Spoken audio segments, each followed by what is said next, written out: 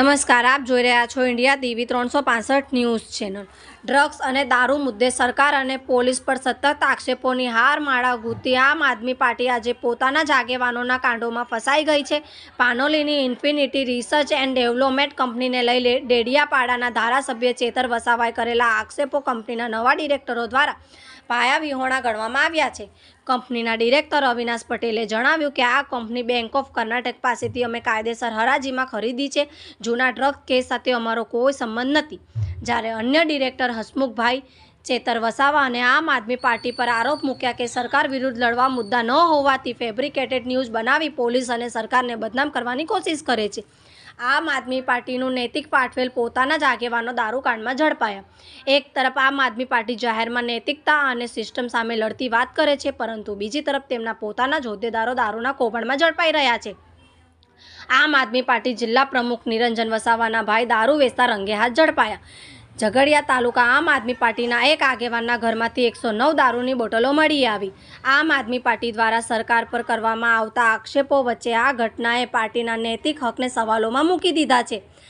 અમારી કંપની સંપૂર્ણ કાયદેસર રીતે કાર્યરત છે। અમારો જૂના ડ્રગ્સ કેસ સાથે કોઈ સંબંધ નથી। ધારાસભ્ય દ્વારા અધૂરી અને ખોટી માહિતી સાથે કરવામાં આવેલા નિવેદનો અમારી પ્રતિષ્ઠા અને બિઝનેસને નુકસાન પહોંચાડે એવા છે। જોતા રહો ઇન્ડિયા ટીવી 365 ન્યૂઝ ચેનલ। શું નામ આપનું? પટેલ અવિનાશ દિનેશ કુમાર। અવિનાશભાઈ, આપ કેટલા સમયથી આ બિઝનેસ સાથે સંકળાયેલા છો, ઇન્ડસ્ટ્રી સાથે, અને ક્યારથી છો? 8 થી 10 વર્ષ। શું બિઝનેસ, મુખ્ય બિઝનેસ શું આપનો? ફાર્મા ઇન્ટરમીડિયેટ અને ટ્રેડિંગ। અવિનાશભાઈ, અગાઉ પનોલીની ઇન્ફિનિટી ડ્રગ કંપની જે છે, ઇન્ફિનિટી કંપની ડ્રગ બનાવવાના મામલાઓ પકડાયા હતી અને એના માલિકો બધા અત્યારે જેલમાં છે। તો આમની સાથે કોઈ તમારો સંબંધ કે એ કંપની સાથે કોઈ સંબંધ તમારો? ના, કોઈ નહીં। કોઈને આ કંપની આપણે ક્યારે લીધી અને કોની પાસેથી લીધી? કર્ણાટકા બેંકના ઓક્શનમાંથી આ કંપની લીધી અને 2024।